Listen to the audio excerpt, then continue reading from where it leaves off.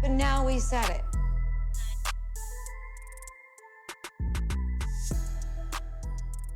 Hi, hello, welcome to episode 5 of Now We Said It. Y'all, I'm your host, Quisha. It is me solo dolo today. I'm coming to y'all to recap episode 6, season 5 of the Housewives of Potomac. This episode is called The Text Heard Around the Lake House. Y'all, let's get into it. Before we get started, let me pour myself a glass of rosé. It's the late evening on Labor Day.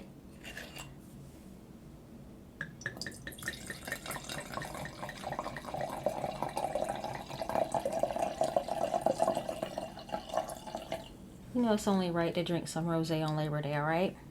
My Labor Day plans have been canceled because of the rain, so I am here to film this podcast and to talk about Housewives of Potomac. I am so sorry there was not an episode last week. I was on vacation and I was going to film an episode. I just couldn't find the time between everything that was going on while I was on vacation, so my bad. I definitely like this episode a lot better, so let's get into it. So we picked right up in the middle, or I guess you would call this the end of the Wendy versus Ashley argument. Coming from last week, I do think that Wendy was wrong to kind of, I don't want to say attack Ashley, but kind of like go at Ashley for bringing her baby. I do understand her point, you know, it's supposed to be a vacation and it's supposed to be getting away, but if Monique said that it was okay to have a baby and bring the babies, then, you know, Wendy should have probably looked into that and brought her baby too. I mean, there was a nanny, Ashley's friend, assistant, babysitter, whoever that lady was. I'm sure she would have looked after Wendy's baby as well, but it didn't happen that way, and Wendy was feeling some type of way that Ashley had her baby there. So they're arguing, going back and forth. Ashley saying, oh, you said you didn't have any female friends, and Wendy's like, I didn't say I didn't have female friends. You misinterpreted what I said. And then Wendy misinterpreted something that Ashley said because Wendy thought Ashley called her stupid, but I think Ashley called what Wendy said stupid. Child, it was a mess. And then Ashley said something like, people like you, da-da-da. Wendy goes, people like you don't call me Wendy. People like you address me as Dr. Wendy. Sweetie. Okay, all right, Wendy, Dr. Wendy. Okay, girl. Candace is trying to break up the argument by singing awkwardly. Y'all, I'm gonna go ahead and say this. Robin was actually entertaining to me during this episode. I mean, in the slightest bit. Not when she was talking or anything, but just her faces that she was making during that dinner. She was looking back and forth in everybody's business, trying to eat her food at the same time. I very much liked Robin in this episode, and especially in this scene. Then Wendy calls Ashley a bug. She's like, you're a bug, go away. Okay, so we have Wendy calling Ashley a bug, Candace calling Ashley a roach. Why do they keep calling her insects? What did she do to be deemed insect-like? She doesn't seem buggish or roachish to me at all. Something is going on to where they are attributing Ashley's actions or maybe even physical appearance to a bug, and I don't know what's going on because they call them roaches and bugs, and child, I don't know. Why do they keep doing that? Somebody tell me, all right? Then Ashley was like, we need to call you a cab. Somebody needs to pick you up and take you back to Baltimore. And then so Ashley's like pretending to call a cab on the phone, and Wendy was like, you can't call us cab, honey. You don't have cell service, brokey. And Giselle was like, brokey? And me too. I was like, brokey? She is not broke. And then so Robin trying to clear it up. She was like, yeah, she wasn't calling you stupid. She was calling this stupid. And you bounced back by calling her broke. You know, our husbands are rich. Or something like, my husband's rich or her husband's rich. And Wendy's like, yeah, my husband's rich too. And then they cut to Wendy's confessional. And she was like, I didn't say Michael was broke. I said Ashley was broke. She said she's broke financially and she has a broke booty hole. She's broke. She's double broke or something like that. I was like,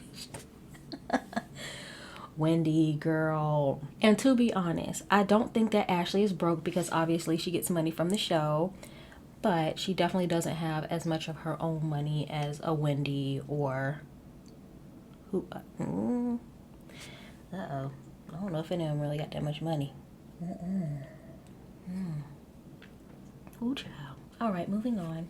So then They show a shot of Candace looking at herself in a knife, and I'm noticing that that is Candace's go-to mirror option. She's always looking at a knife and checking herself out. I need to take that tip for myself and start checking myself out in silverware and knives and stuff instead of bringing an actual mirror. For some reason, the silverware just seems a lot more convenient to me. But yeah, Ashley's checking herself out in the knife. I also have a feeling she keeps holding knives to give us a call back to last season. Honey, we did not forget you tried to attack Ashley with a butter knife. We shall never forget. Karen jumps in and says that she doesn't like the bitch word and she doesn't think she's called any of the women a bitch in 5 years. First of all, I remember a few times her calling somebody a bitch, and then they cut to her calling Robin a bitch just 2 years ago, aka a ditzy bitch to be exact. And I remember her calling Giselle a bitch one time. Karen has definitely called people a bitch. She just really doesn't like Wendy, and she is trying to think of anything she can to kind of like undercut Wendy and just make her, you know, the bad guy here. And it's like, come on. Her calling Ashley a bitch was definitely out of line. And, you know, of course, later on she apologizes. But at the time, she did not apologize. And she doubles down on that in a few minutes here. Cut to Wendy and Candace having a bonnet talk, aka hat talk. She goes, put your hat on. They put on their bonnets and they start to kind of talk about the night. And Wendy basically says, they tried to get me to apologize. I would not apologize. Now, Ashley is actually not really in agreement with Wendy's actions, which I actually respect. But she says she's not going to completely be mean to Wendy because she wants her to have a good time. But she does also want Wendy to know, like, you know, you just met the girl 24 hours ago or however long ago it was. I don't know if calling her a fake bitch is really the right thing to do right now at this time. I agree with that. Like, come on, Wendy. But again, these women have a gift of just going straight for the jugular and just saying the meanest thing they can about a person without even knowing anything about them. They love to do it, and I love to watch it, all right? So then we cut to day 2 at the lake house. Y'all, the lake house. Oh, Lord. You know, all right, hold on. I'm going to get to this in a minute. We cut to day 2 at the lake house, and Monique is on the phone with Chris. She's also talking to T'Challa, and Chris is like, listen, you know damn well I don't want to hear anything about T'Challa. I would rather hear about the Wendy and Ashley drama. She does that nervous laugh that she always does when she's actually really bothered. Chris hates that bird. I feel like Chris was probably the one that let T'Challa go where he flew away the first time. You know, in real time, a couple of weeks ago when T'Challa flew away, I feel like Chris had a hand in that. He does not like that bird, and he's trying to get that bird to fly away. T'Challa is here to stay. He flew right back home. He was like, no, sir, I know where I live. Then we see Giselle and Robin. They're like jumping on Monique's beds, saying this bed was $25,000. Basically, they're trying to break the bed and being very annoying, but you know, that's Giselle and Robin for you. Karen is dousing her entire body in La Dame, and I don't know if that's the fragrance you really want to be wearing out in the wilderness. I feel like that would really attract bugs and roaches and insects. La Dame gives me sticky vibes. It gives me grandma teas. And I don't think those are the aromas that you want wafting out into the wilderness. I feel like that will attract a lot of animals. Maybe Karen is trying to attract some type of a wild animal so she can have someone that cares and comforts her, since Ray sure as hell ain't doing it. Girl. Then you have Candace and Wendy. They're kind of like getting ready. Candace is getting ready while Wendy's like laying in the bed, and Candace talking about how she could barely sleep the night before because she felt like bugs were crawling all over her.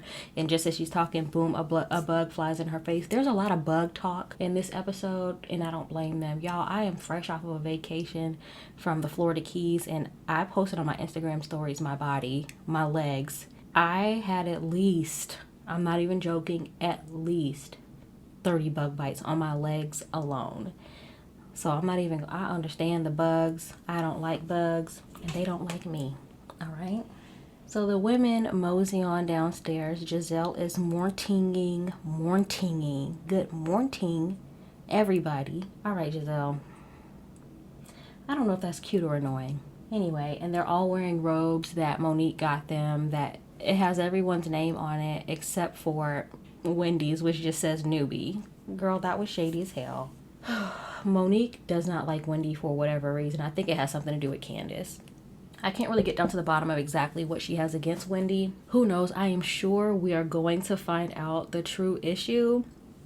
But until then, we are just speculating. She was even like giving little jabs and throws during the argument in her confessional. She was like, if you want to be here, you would just leave. With that laugh. I'm telling y'all something about that laugh. It bothers me. That laugh is evil. There's no laughter behind that laugh. There's sadness and meanness. And then they are asking, who's making breakfast, who's making breakfast. Monique and Giselle both say that they both make the best pancakes. So they decide to have a pancake off. Let me tell you about the pancake off. If you have to have instructions to eat a pancake, that's not the pancake for you. Monique said you can't flip it on its back. It's gotta be put the right way so the butter's on it. You can't do... I can't remember everything she said. I needed to write down the steps on how to eat the pancake. No, ma'am. But now we said it.